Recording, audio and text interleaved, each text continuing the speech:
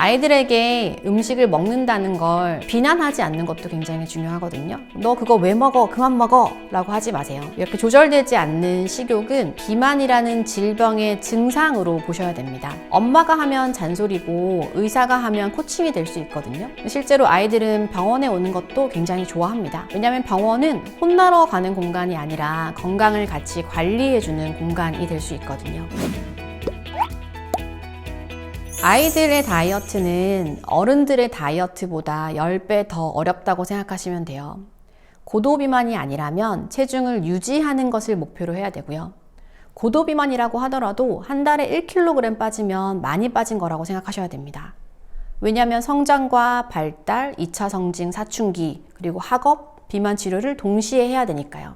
청소년 다이어트에서 흔히 하는 가장 많은 실수가 바로 굶기, 저탄고지 흉내내는 거, 샐러드만 먹는 거, 그러면서도 제로 음료는 먹는 거, 살 빼자 라는 말을 반복하는 거라고 생각하는데요. 청소년 비만의 기본 치료는 약보다는 먼저 먹는 환경과 일상의 패턴을 재정비하는 것이라고 생각하셔야 됩니다. 통통한 아이들에게 이제 부모님들이 굉장히 그만 먹어 살 빼라 뭐 이런 얘기를 한다, 이제 약간 블레임을 한다, 비난을 한다라고 하는 거 말씀하셨는데, 사실 적게 먹어라, 그만 먹어라 라는 말은 통하지가 않거든요.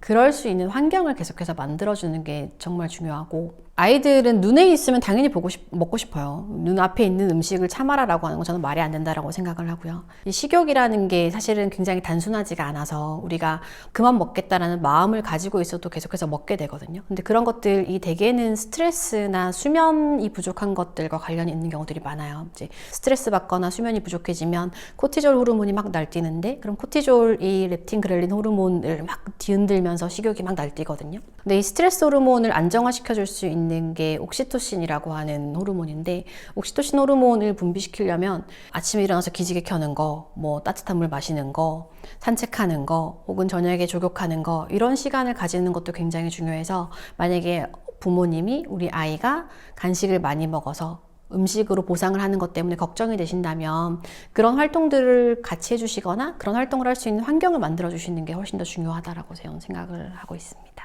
가장 중요한 것은 번들로 사지 않기, 음료 살 때 묶음으로 사지 않기가 가장 중요한데, 음료를 먹더라도 편의점에서 한 번씩 필요할 때마다 먹는 건 괜찮아요. 그런데 번들로 사놓게 되면 계속해서 눈에 보이고 계속 그게 생각이 날 수밖에 없잖아요. 아이들은 전두엽 발달이 좀 덜 되어 있기 때문에 자극에 굉장히 민감하고 제어가 어렵거든요. 눈에 보이는 게 있으면 먹고 싶은 게 당연합니다. 집에 번들로 사지 않기 중요하고요.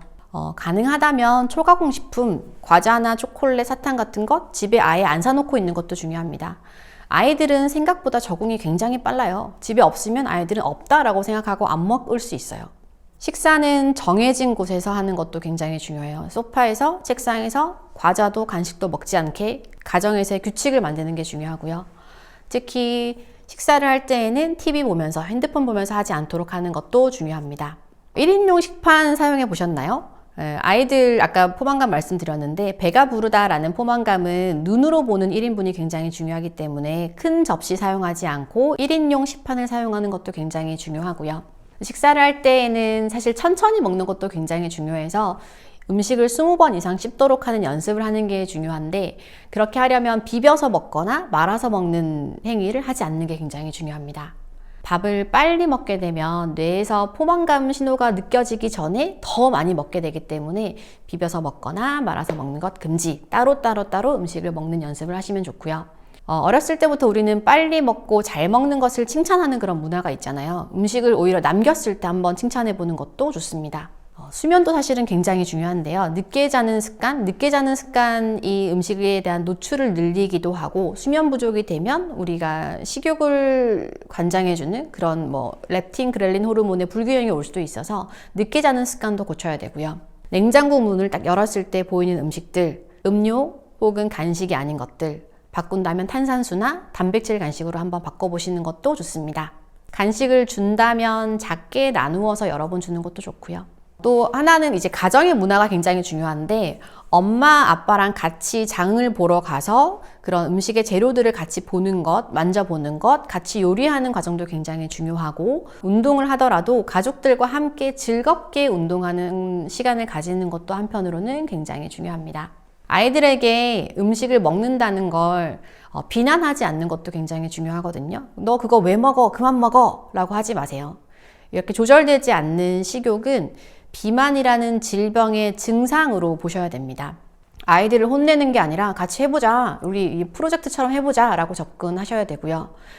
아이들이 음식을 통해서 일종의 만족감을 얻고 있다면 다른 만족감을 어디에서 찾을까라고 한번 같이 찾아보셔야 됩니다. 이 아이들이 음식에서 보상을 찾는 그런 보상회로를 만들기 전에 부모님이 같이 다른 만족감을 찾을 수 있는 과정을 같이 해주셔야 됩니다.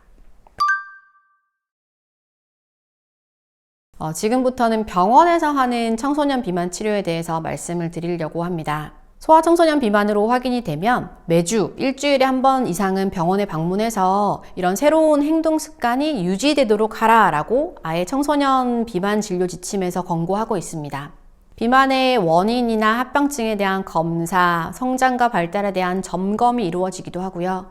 비만 치료제인 약물 치료를 하기도 해요. 하지만 더 중요한 것은 병원에 간다라는 행위 자체의 의미라고 생각합니다. 엄마가 하면 잔소리고 의사가 하면 코칭이 될 수 있거든요. 실제로 아이들은 병원에 오는 것도 굉장히 좋아합니다. 왜냐하면 병원은 혼나러 가는 공간이 아니라 건강을 같이 관리해주는 공간이 될 수 있거든요. 보호자들도 아이들을 비난하는 경우도 종종 있지만 대개는 죄책감을 가지고 있는 경우들이 되게 많아요. 특히 어렸을 때부터 맞벌이 하시고 아이들이 배달 음식이나 외식에 노출된 게 부모님 탓이라고 생각하시는 경우들이 되게 많거든요. 병원에서 이렇게 진료를 받으면서 죄책감을 줄이고 가족 전체의 라이프 스타일을 조금씩 바꿔갈 수 있는 그런 출발점이 될 수 있습니다. 비만은 고혈압, 당뇨병처럼 만성질환으로 보셔야 돼요. 그래서 비만 치료제인 위고비도 장기적인 관리 전략 안에서 생각을 해야 되는 약이거든요. 약을 끊고 나면 다시 식욕이 오르고 체중도 V자로 다시 올라갈 수밖에 없어요. 체중은 빼는 게 어렵고 유지는 쉬울 것 같지만 안 그렇습니다. 사실 유지가 더 어렵습니다. 우리 아이들이 12살부터 약을 쓰기 시작해서 성인이 될 때까지 혹은 나이가 들어서까지라고 생각을 하면 수십 년 동안 그 약을 써야 되는데 그만큼의 장기 안정성 데이터는 확보되어 있지 않거든요. 어떤 분들은 약을 중단하고 체중이 다시 올라서 다시 비만이 되는 것보다는 약을 계속해서 평생 쓰는 것이 더 좋다라고 하시기도 하는데 저는 체중을 뺄 때에는, 체중 감량을 할 때에는 약을 끊기 위해 생활 패턴을 어떻게 바꿀지에 대한 전략을 세우는 것이 중요하다라고 생각합니다.